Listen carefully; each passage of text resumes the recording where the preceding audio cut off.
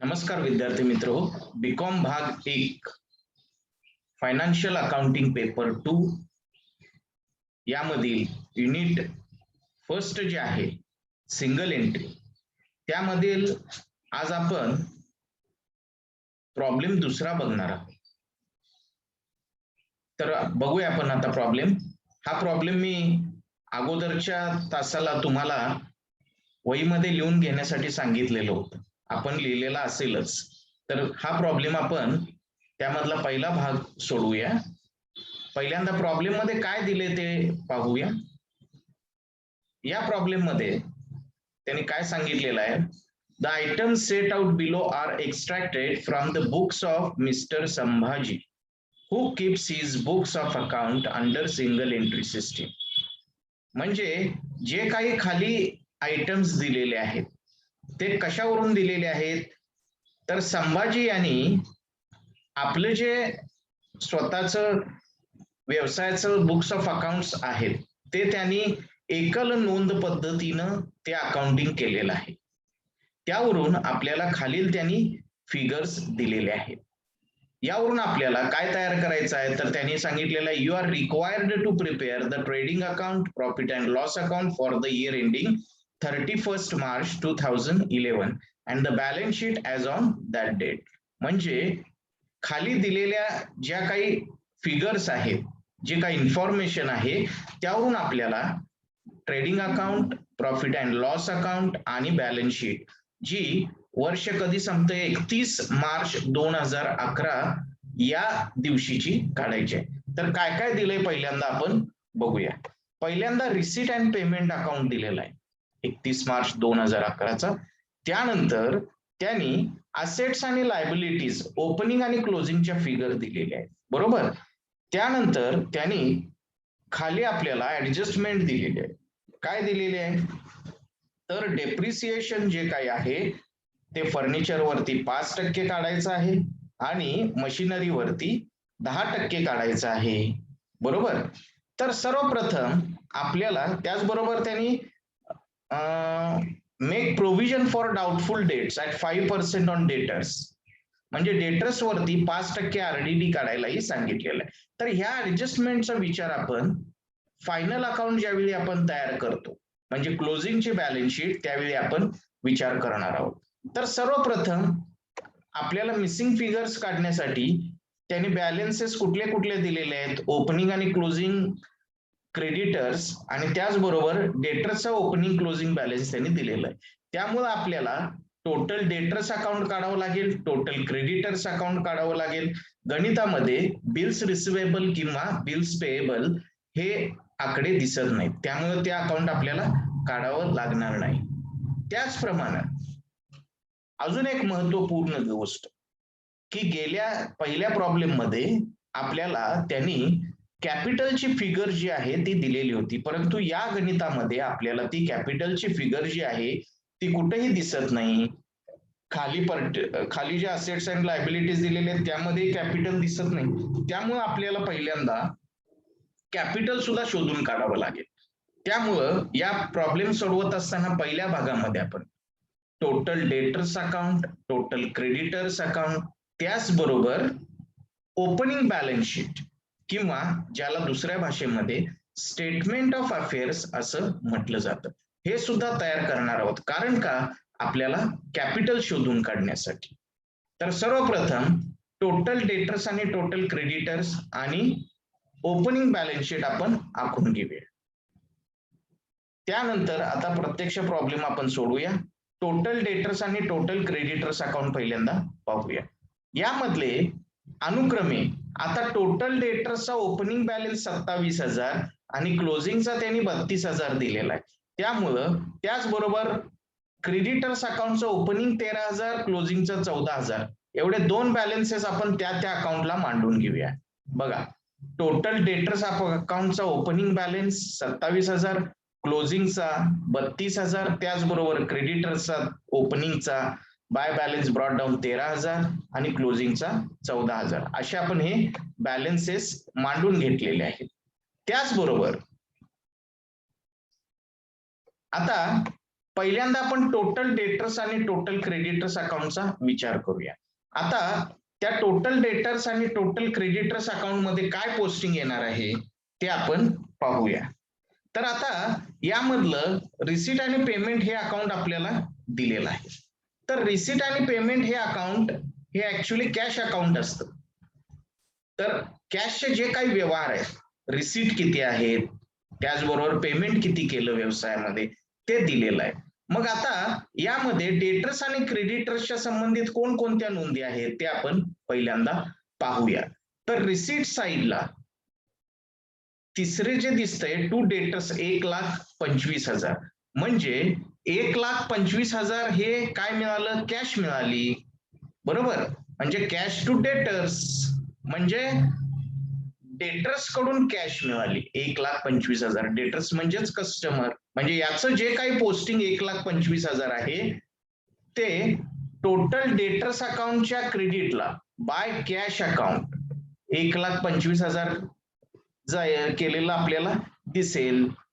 म्हणजे कस्टमर कडून 1,25,000 ही कॅश मिळाली, त्याची एंट्री काय झाली, cash account debit to debtors account, म्हणून टोटल डेटर्स अकाउंटच्या क्रेडिट साइडला बाय कॅश अकाउंट 1,25,000.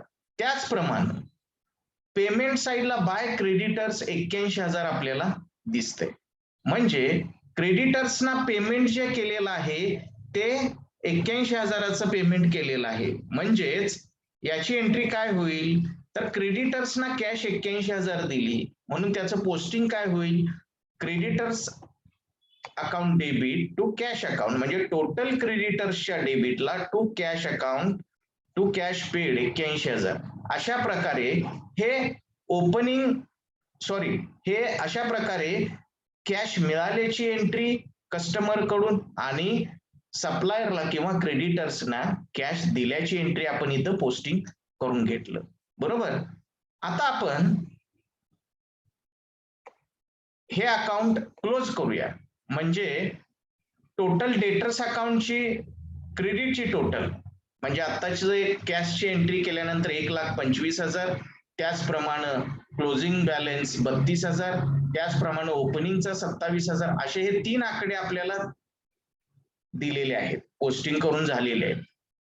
मग क्रेडिटचा जो आकडा आहे तो मोठा आहे, म्हणजे क्रेडिटची जी काही टोटल आहे ती 1,57,000, 30 टोटल आपण डेबिटला मांडली. आणि येणारा फरक टू सेल्स, क्रेडिट सेल्स, हा आपल्याला फरकाने आकडा मिळालेला आहे. याचा उपयोग आपल्याला शेवटी ज्यावेळी फायनल अकाउंट तयार करू त्यावेळी हा आकडा जो आहे हा आकडा आपल्याला ट्रेडिंग अकाउंटच्या क्रेडिटला बाय सेल्स मध्ये याचं पोस्टिंग करता येईल. त्यामुळे हा आकडा आपल्याला महत्वाचा आहे. त्याचप्रमाणे टोटल क्रेडिटर्सचा आपल्याला ओपनिंग बॅलन्स, क्लोजिंग बॅलन्स दिलेला आहे. त्याचप्रमाणे आत्ताची आपण कॅश पेडची एंट्री केली 81,000. हे 3 आकडे आपल्याला इथं पोस्टिंग झालेले आहेत. त्यामुळं हा अकाउंट क्लोज करत असताना डेबिटची टोटल मोठी 95,000, 30 टोटल क्रेडिटला मांडली. येणारा फरक जो आहे बाय परचेस, क्रेडिट परचेसेस आपल्याला मिळाले. हे क्रेडिट परचेस जे आहेत ते ट्रेडिंग अकाउंटच्या डेबिटला आपण मांडणार आहोत. त्यामुळे फायनल अकाउंट तयार करत असताना याचा आपल्याला उपयोग होईल. आता हे 2 अकाउंट मधून मिसिंग फिगर आपल्याला मिळाल्या. सेल्सची टोटल डेटर्स अकाउंट वरून आपल्याला सेल्स मिळाल्या, त्याचप्रमाणे टोटल क्रेडिटर्स अकाउंट वरून आपल्याला परचेसेसची फिगर मिळाली. म्हणजे हे 2 फिगर आपल्याला फायनल अकाउंट तयार करत असताना अतिशय उपयुक्त आहेत. आता बिल्स रिसिवेबल आणि बिल्स पेएबल या गणितामध्ये दिलेलं नसल्यामुळं आपल्याला ते अकाउंट आपण काढलेले नाही. आता आपण ओपनिंग बॅलन्स शीट, जे कॅपिटलची फिगर आपल्याला शोधून काढायची आहे, ती कॅपिटलची फिगर शोधून काढण्याकरता आपण ओपनिंग बॅलन्स शीट, ज्याला स्टेटमेंट ऑफ अफेअर्स असं म्हटलं जातं, ते आपण तयार करणार आहोत. परंतु ही बॅलन्स शीट आपल्याला ही ओपनिंगची काढायची आहे. त्यामुळे ओपनिंगची तारीख किती आहे, 1/4/2010, 1 एप्रिल 2010 ही तारीख दिलेली आहे. त्यामुळं या तारखेची आपल्याला बॅलन्स शीट तयार करावी लागेल आणि त्या वरून आपल्याला कॅपिटलची जी काही फिगर आहे ती शोधून काढावी लागेल, कारण गणितामध्ये कॅपिटलची फिगर ही दिलेली नाही. त्यामुळं चला तर मग आपण ओपनिंग बॅलन्स शीट किंवा ज्याला स्टेटमेंट ऑफ अफेअर्स म्हटलं जातं ते शोधून काढूया. ते तयार करूया आणि त्यावरून आपल्याला कॅपिटलची फिगर शोधायची आहे. तर हे करत असताना आपण पहिल्यांदा या सगळ्या ओपनिंगच्या फिगर्स आहेत त्याच्यावर आपण लक्ष केंद्रित करणार. तर यामध्ये आपल्याला स्टॉकची ओपनिंग फिगर आहे, क्रेडिटरची ओपनिंग फिगर, डेटरची ओपनिंग फिगर, फर्निचरची ओपनिंग फिगर आणि मशिनरीची ओपनिंग फिगर या ओपनिंग फिगर दिलेल्या आहेत. त्याचबरोबर रिसीट आणि पेमेंट साईडला काय केलेलं आहे, तर ओपनिंगला टू बॅलन्स ब्रॉट डाऊन 6,000 ही ओपनिंगची कॅशची बॅलन्स किंवा कॅशची फिगर आपल्याला दिलेली आहे. बरोबर. तर पहिल्यांदा आपण स्टेटमेंट ऑफ अफेअर्स तयार करूया आणि ह्या ओपनिंगच्या फिगर तिथं मांडून घेऊया. तर सर्वात प्रथम टू बॅलन्स ब्रॉट डाऊन 6,000 ही कॅशची जी काही फिगर आहे ती बॅलन्स शीटच्या असेट साईडला मांडूया.